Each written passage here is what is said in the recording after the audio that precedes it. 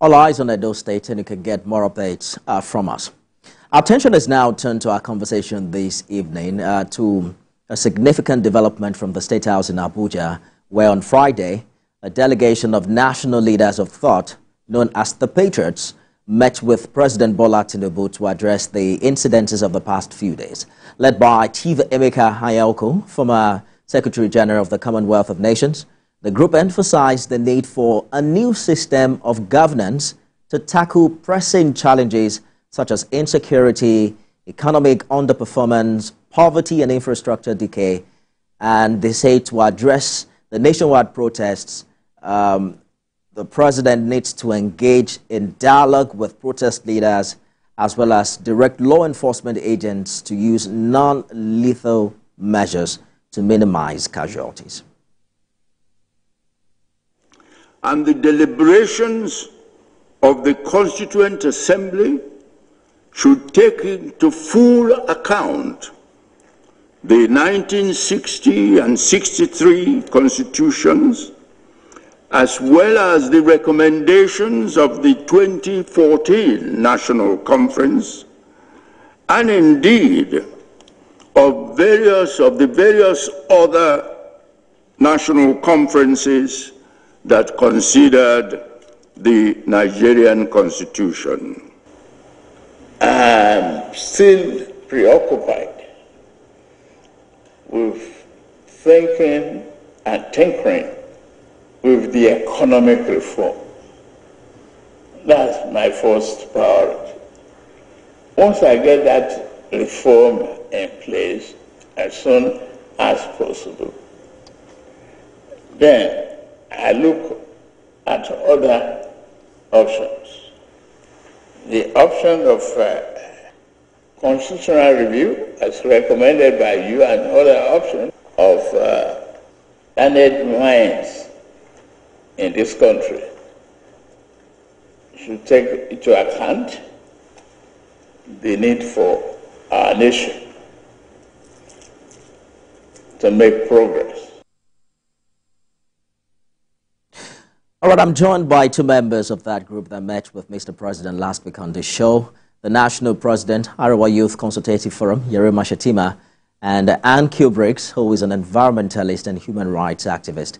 Thank you for joining me on the program. Let me begin with Ann Kubricks. I'm looking at the members of the Patriots delegation that met with Mr. President last week. And they cut across 6 geopolitical zones led by Chief Emeka Hayauko. There is Senator Ben Obi and another chief from the southeast, Labaran Maku, 3 others from the north central. There is Senator Shehu Sani Shetima Yerima, who is on call on this program, and 1 other person from the northwest. And then yourself, Professor Zekome, and Chief Kanu Agabi from the south-south. There are other prominent elder statesmen representing the northeast and the southwest. So perhaps we should begin by understanding who the Patriots are. What do they represent? Are we looking at a political movement? Hello, can you hear me? Yes, I can, please. I can hardly hear you from my end, and my volume is quite high.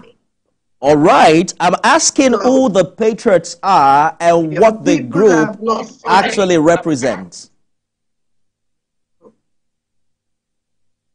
From your introduction and the names you've reeled out, it's very clear who they are. They cut across, as you have said, as you have informed. That's who we are. We were first headed by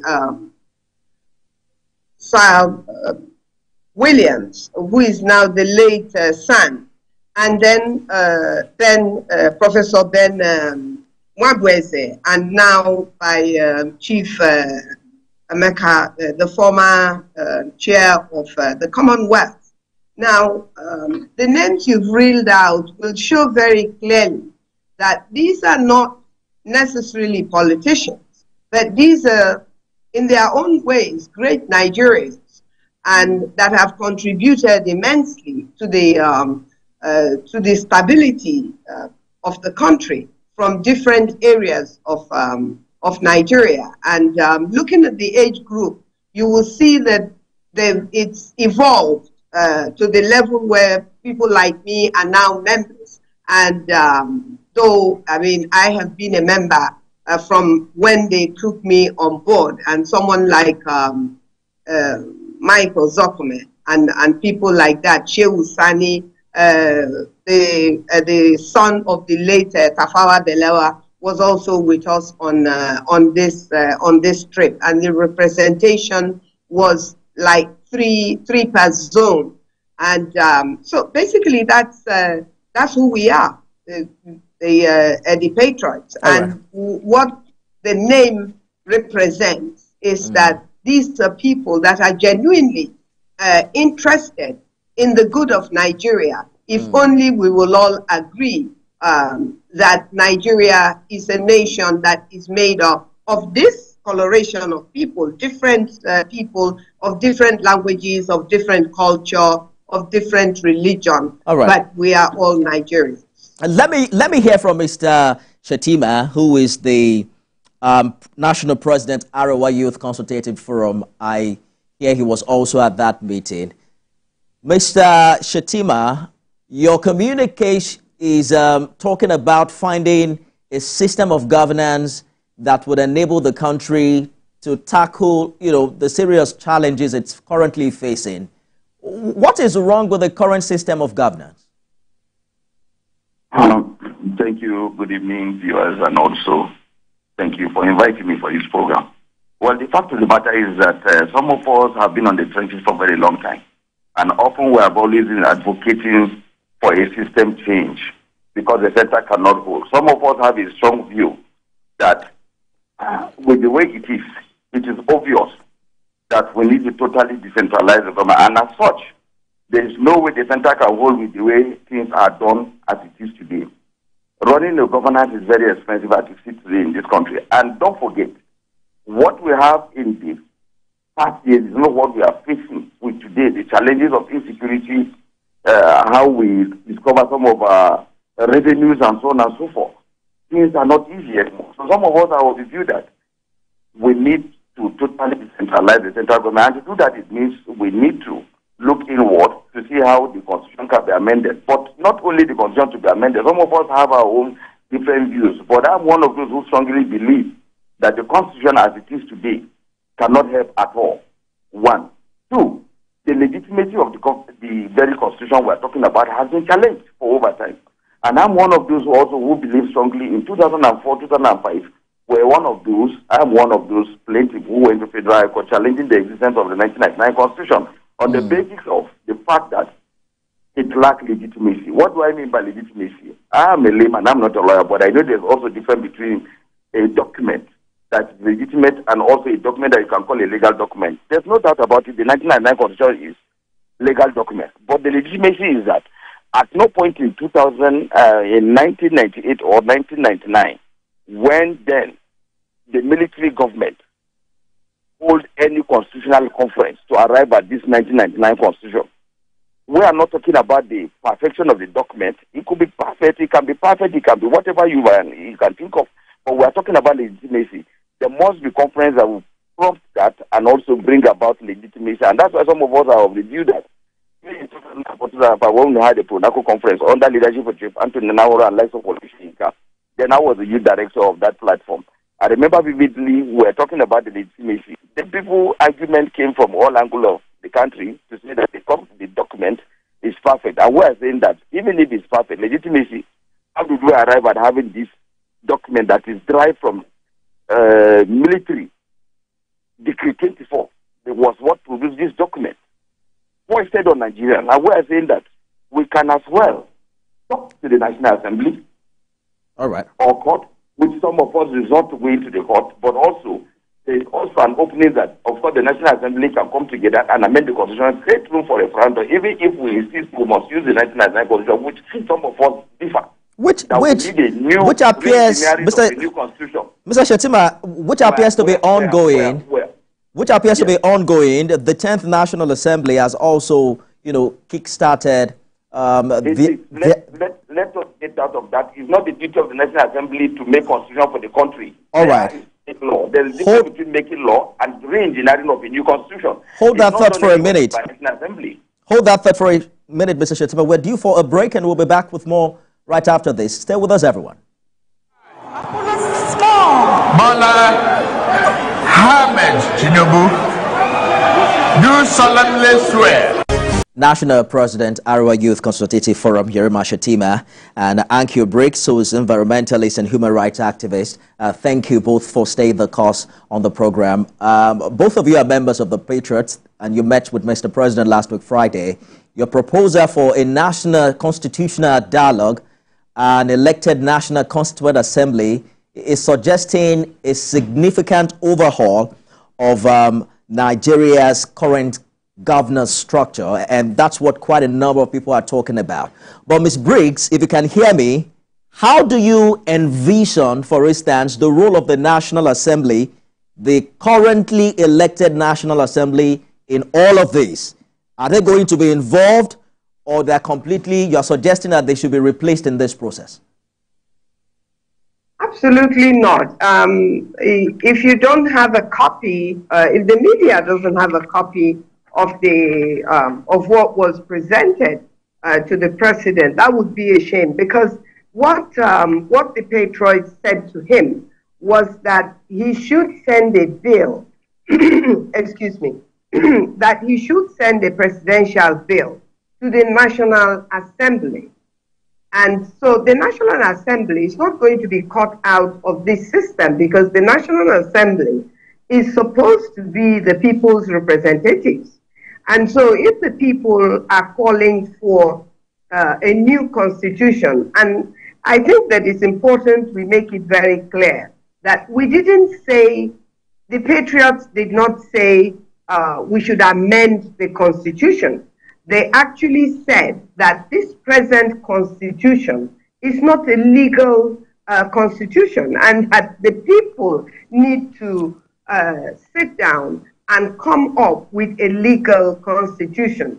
The National Assembly is not left out of it. We have asked the president to involve the National Assembly by sending a bill to them. So they are already involved as far as we are concerned, right from the beginning, because we're asking for representation of the 36 states, of the ethnic nationalities within those 36 states, including the Federal Capital. I hear you clearly, Ms. Briggs, but there's an ongoing constitutional review by this National Assembly that also incorporates the houses of assembly from the 36 states. You don't think it legitimizes the document?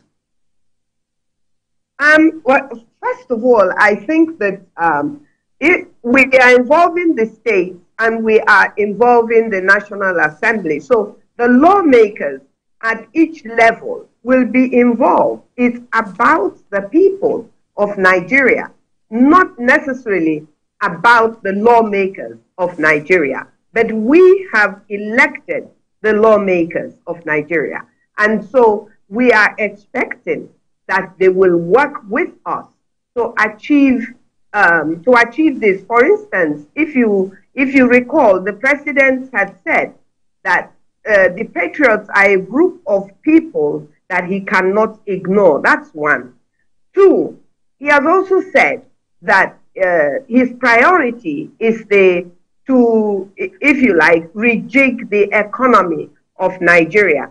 And our call is really for governance to change, for the people to come up with their own constitution, so that the style of governance changes. And I believe, and we believe, that if we're able to achieve this, when we're able to achieve this, and we hope it's going to be quick, then all of these problems we have today in Nigeria will begin to take care of themselves, because the right things will be done and people will be accountable. I hear you. Right now, right now we have a constitution that allows, if you like, people are complaining about INEC, for instance. There's a lot of complaints about INEC.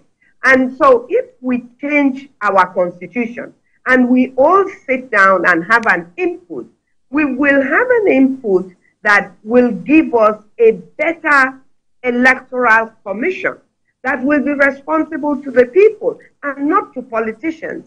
Right now, we have an INEC that is responsible not to the people that come out to vote, but to the people that we come out to vote for. And that's not the way it ought to be. All right. The way it ought to be is that our votes should count. All right. Right now, we have an INEC that does not guarantee that I our hear you. votes count. So, I mean, I'm just using that. Just one example. We can't possibly explore all of the details. We're just trying to get the meat out of the conversation you had with Mr. President. Mr. Shettima, please let me bring you in here. You have also suggested that it's important that the federal government finds a systemic way of effectively engaging with protest leaders in the aftermath of the protest we've seen in many parts of the state in the past week. I wanted to precisely address what we saw in some parts of the north, where the protest became violent. There were some erroneous call for the military to take over. We saw the brandishing of foreign flags. You heard the DSS right when it says, when it warned prior to this exercise that some unscrupulous elements were going to hijack the process. What's the clear roadmap for government moving forward? How do you identify and engage legitimate protest leaders, and precisely what do you think happened in the north? Well, what happened is not, let me look at the issue in two perspectives. One is that what happened not is an issue that for over time, we've known that one day like this, things will turn the way it happens, because don't forget that we have mass people who are roaming on the streets, doing nothing in other part of this country. The issue of poverty is not new to us in that part of the country. Some of us felt to an extent that all of this govern from one government or another. Some of our leaders, political leaders, have not done enough to carry our people along. Some of us do not, since the coming of this democracy in the last 20-something years, we have not felt the positive impact of this democracy for over time. Don't forget, we have large number of youth roaming the streets in other parts of the country, and as a result of that, some of them, out of frustration, we knew if certain things are brought down by introducing anything called protest, especially at this critical time. At this critical time, we knew definitely nothing good will come out of it. And some of us from the initial stage, we try as much as we can to discourage people from coming out on the protest. We say, look, there are better ways you can bring anger and other things that reaching out to the government. I will talk. But then some people felt, no, we have compromised our position and so on. But then they came to vote today. What was the result was exactly what we preempted. This is just one aspect of it. Two, right. Why I say they need to engage the leaders of the protest, if there is any, because I've not seen one who takes responsibility to say, look, I am the sole owner of this whole process. We have not seen one. And if there's any that have worked, I can recognize and remember to the best of my ability. But what I think, if there is any, let them come forward and tell the government what they want. But of course, it's not need to the government. The government knew things are not okay. And this is not a problem that you can directly on this present administration. This present administration inherited the problem. Some of us foresee this coming in the last 8 years of President Muhammadu Buhari's administration. I will tell you that this government is not doing enough. I'm thinking that we are just opposition. And until this government came up and inherited the problem. And this is where we find ourselves today. But however, the fact of the matter is that I do not think violence is an answer to the whole issue. We need to sit down around table to discuss because what affects one affects everybody, directly or indirectly. We have completely down to reflect. Yes, we have completely run out of time. We have to go now. But Ms. Briggs, if you can in 30 seconds, did you think the president heard you? Are you optimistic that he's going to respond in the favor of your recommendations? I hope so. I believe so. And definitely he heard us because we believe that the president, being part of the NADECO process and having claimed over and over again, and rightfully so, that he was part of that process and he lived to tell his story. I believe that he heard us, and I believe that he will do something, and it will be it won't be too long. I hope so. Environmentalist, because we won't let go. Human rights activist, Ann Briggs, National President, Arawa Youth Consultative Forum, Yerima Shettima. Thank you so much both for joining us on the program this evening. Thank you for having me. Well, that's our show today. If you missed any part of it, don't worry. You can catch a repeat broadcast at midnight and again at 6 a.m. tomorrow. Thank you for watching. I am Nifemi Okuntoye.